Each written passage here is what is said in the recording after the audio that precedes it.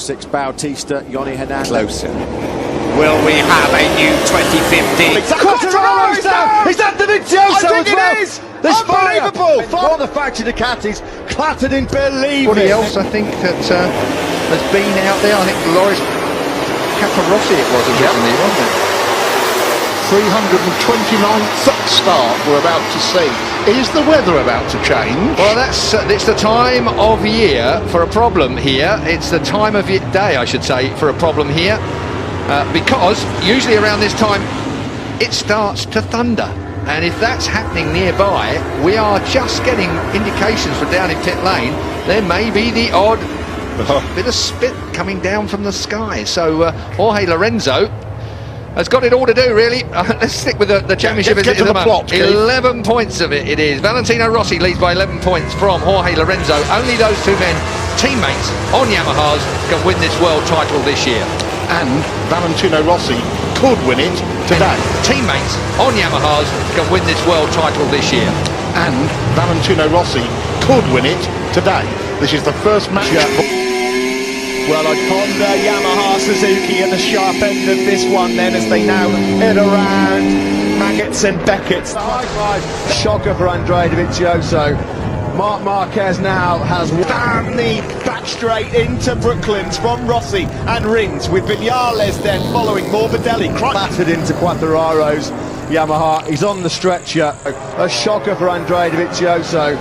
Marc Marquez now has Down the back straight into Brooklands from Rossi and Rins, with Vinales. Happy Siren, the battered bruise. Go, brilliant start from Marquez from pole. Quartararo's down! Is that Dovizioso I think as well? it is! There's Unbelievable! fire from the Ducati. The high five. Down he went. All the factory Ducatis clattered in, believe it. They're trying to get that bike out. They're looking to Dovizioso now. I hope he's okay, because he looked hurt. Nowhere to push into the air. He's rolled through the tarmac runoff quite a few times there. I just wonder if we might see a red flag here if they can't Give a Fabio Quartararo. A shocker for Andrea Dovizioso. Marc Marquez now has down the back straight. But Yamaha have got Honda to play with. Honda really are going to be the flies in the ointment here, and you can see that sky is building some cloud at the moment as we look up at the helicopter as well. Surprisingly to me, Ducati have not come to play quite so much during qualifying and practice this week. I thought those fast old Dukes would be, the GP15 would be a bit of a match for both the Honda and the Yamahas, but really it's only Ian One that's the quickest of them, of course. They're back in 6th place after qualifying. This race, Lynn Jarvis, managing director of Yamaha Racing, stands as pensive as ever as poleman comes to that pole position, as Danny Pedrosa, over a year since he's been on pole position. Surprisingly to me, Ducati have not come to play quite so much during qualifying and practice this week. I thought those fast old Dukes would be, the GP15 would be a bit of a match for both the Honda and the Yamahas, but really it's only Ian One that's Will we have a new 2050? Quartararo's down! Is that Dovizioso? Big doff of the hat for Cal Crutchlow, middle of the second row as well, really put in a great performance there. He's right up among the aliens this weekend. There is the confirmation of the 329 starts, a new record for Valentino Rossi. Cal Crutchlow, new livery for this race. Castrol Honda. Yeah, looks good, doesn't it? Yeah, reminds us of The old many days. different, yeah, indeed. 88,000 people here, all of the seats sold around this racetrack in advance. It is the Malaysian Grand Prix. We are at Sepang, and it is hot. Something more like we would expect, 35, 36 degrees of air temperature, but that track temperature was up to something like 52 degrees earlier. Confirmation there then of the championship standings as we go into this race. Lynn Jarvis, managing director of Yamaha Racing, stands as pensive as ever as poleman comes to that pole position, as Danny Pedrosa, over a year since he's been on pole position. Barcelona last year it was. He's got the samurai helmet on. He won with in Japan. The tension is palpable, not just here but around the world. So many questions will be answered in the next 20 laps. How will the off-track controversy play out over the next 69 miles? It's sunny, It's steamy, it's Sepang, and this race could decide who will be champion of the world in 2015. We wait for them to come under starters' orders.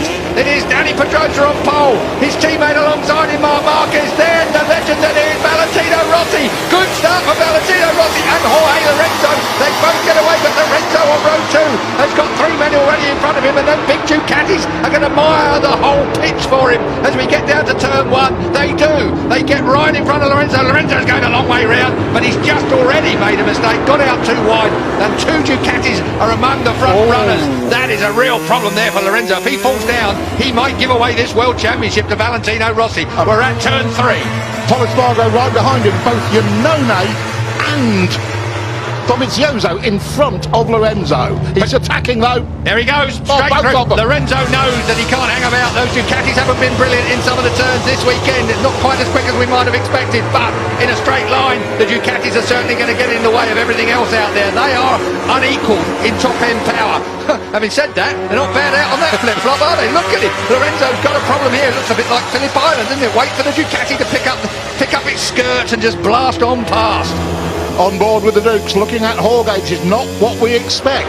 This is what happens when you qualify on the second row. Look at the man that's looking for second place on Marc Marquez. We were wondering what they would do when they got out on the racetrack. Both these men have looked at each other in the strangest possible way. There is absolutely no way they're on each other's Christmas card list this year. Valentino Rossi versus Marc Marquez, off track and on it. It has been a hell of a week, starting on Thursday night when Valentino Rossi threw a grenade, but I reckon if he's not careful it might roll back under his bumper. Will we have a new 2015?